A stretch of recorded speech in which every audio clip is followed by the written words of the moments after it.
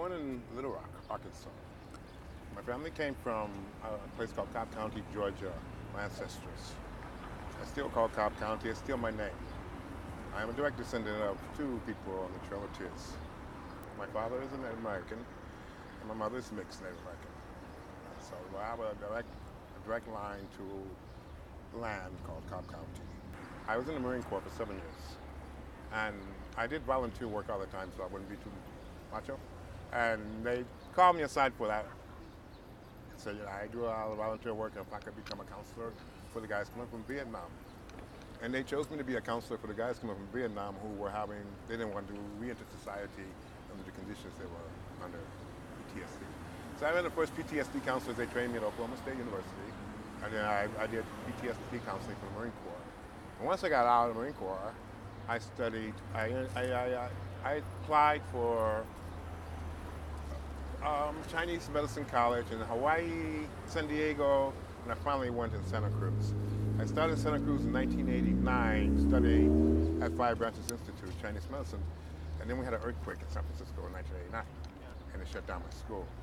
When it shut down the school, I went across the hill and I started studying film at a school there at De Anza College.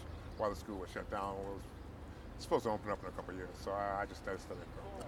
And I got away from medicine. The reason I studied medicine was because at the time I could see a drug epidemic coming to the U.S., up in the U.S., and they gave me a scholarship to study to use acupuncture to alleviate the withdrawals from drugs.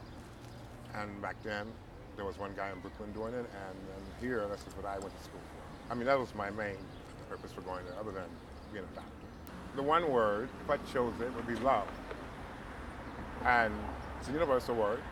And I feel that we can use that word,